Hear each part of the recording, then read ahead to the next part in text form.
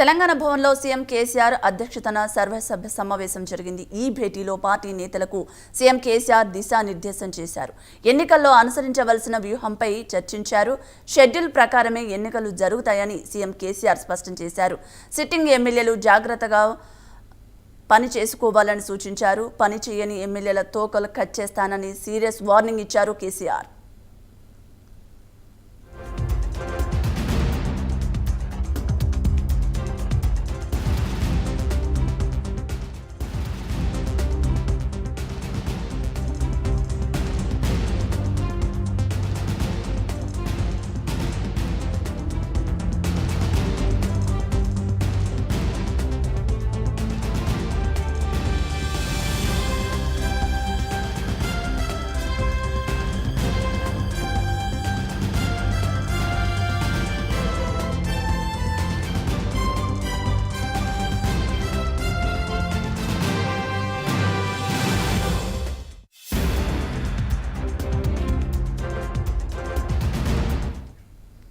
తెలంగాణ భవన్లో సీఎం కేసీఆర్ అధ్యక్షతన సర్వసభ్య సమావేశం జరిగింది. ఈ సమావేశంలో ఎమ్మెల్యేలపై కూడా కొంత సీరియస్గా ఉన్నట్లు కూడా తెలుస్తోంది. పూర్తి అప్డేట్స్ మా ప్రతినిధి చందు లైవ్ ద్వారా అందిస్తారు. చందు.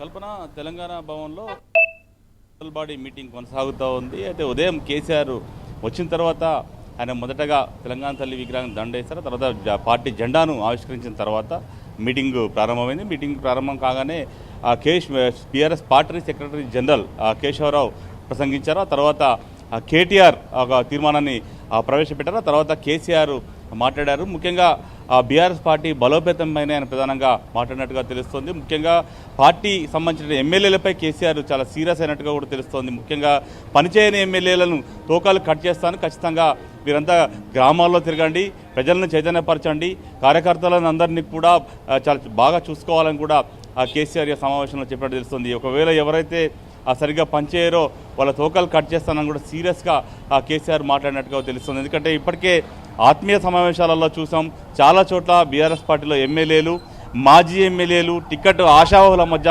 చాలా పెద్ద ఎత్తున అంతర్గత విభేదాలు బయటపడ్డాయి. ఆ టికెట్ తమకే అని కూడా ప్రకటించుకున్న సందర్భాలు కూడా మనం చూసాం. ముఖ్యంగా నకిరేకల్లో టీఆర్ఎస్ పార్టీ సంబంధించిన మినీ ప్లీనరీ ఇరు వర్గాలు, అటు మాజీ ఎమ్మెల్యే వేముల వీరేశం, అదేవిధంగా సిట్టింగ్ ఎమ్మెల్యే చిరుమర్తి లింగయ్య ఇద్దరు వేరువేరుగా కూడా కార్యక్రమాలు నిర్వహించారు. మరోవైపు వైరాలో కూడా ఎవరైతే మాజీ ఎమ్మెల్యే భాను చంద్రావతి, అదేవిధంగా ప్రస్తుత ఎమ్మెల్యే రాముల నాయక్ కూడా వేరువేరుగా సమావేశాలు నిర్వహించారు. మరోవైపు చంద్రావతి తానే వచ్చే ఎన్నికల్లో పోటీ చేస్తానని ప్రకటించారు. మరోవైపు రాజేంద్రనగర్ నియోజకవర్గంలో కూడా దాదాపు అదే పరిస్థితి.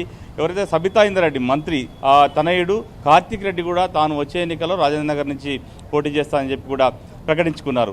ఇలా రాష్ట్రంలో చాలా నియోజకవర్గాల్లో దాదాపుగా ఎమ్మెల్యేలు వర్సెస్ సిట్టింగ్ ఎమ్మెల్యేలుగా మారిపోయింది. వచ్చే ఎన్నికల్లో టికెట్ కోసం పట్టుబడుతున్నారు. ఖచ్చితంగా తామే పోటీ చేస్తామంటూ కూడా తమ ఘనానికి కూడా సంకేతాలు ఇస్తూ చేస్తున్న క్రమంలో పార్టీ రెండు వర్గాలుగా కూడా చీలిపోయింది. ఇదంతా కూడా కేసీఆర్ దృష్టికి వచ్చింది. ఎందుకంటే ఇప్పటికే కేసీఆర్ నిఘా సంస్థల ద్వారా కూడా సమాచారాన్ని తెప్పించుకుంటున్న నేపథ్యంలో ఇది పార్టీకి ఒక సమస్యగా మారింది. ఎందుకంటే ఇప్పటికే బీఆర్ఎస్ పార్టీలోకి ఇటు కాంగ్రెస్ పార్టీ సంబంధించిన నేతలు వచ్చారు, అదేవిధంగా టీడీపీ పార్టీకి సంబంధించిన నేతలు వచ్చారు, ఇతర పార్టీలకు సంబంధించినటువంటి నేతలందరూ వచ్చారు. దీంతో కొంత కారు పార్టీ ఓవర్లోడ్ అయిందని చెప్పవచ్చు. ఈ నేపథ్యంలోనే సమస్యలు ఎక్కువగా వస్తున్నాయి. 2 సార్లు అధికారంలో ఉంది కాబట్టి పార్టీ మూడోసారి కూడా హ్యాట్రిక్ దిశగా ముందుకెళ్లాలని ప్రయత్నం ఒకవైపు జరుగుతుంటే, మరోవైపు పార్టీలో అంతర్గత సమస్యలు ఎక్కువైపోయాయి. ఇవన్నిటిపై కూడా కేసీఆర్ చాలా సీరియస్గా ఎమ్మెల్యేలకు వార్నింగ్ ఇచ్చినట్టు తెలుస్తుంది. ఎవరైతే 7 నెలలు ఎన్నికలు 7 నెలల్లో రాబోతున్న క్రమంలో ఇప్పటి నుంచైనా కూడా ఎమ్మెల్యేలు సెటిలైట్ చేసుకోవాలి, ఖచ్చితంగా నియోజకవర్గాలు తిరగాలి, అంతర్గత విభేదాలు మానాలి, ఖచ్చితంగా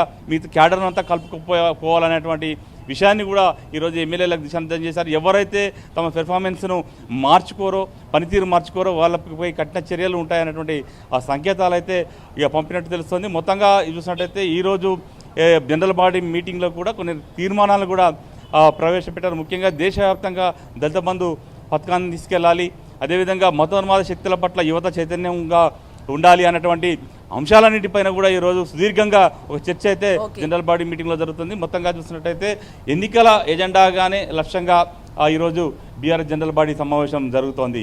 కల్పన. Okay right, thank you.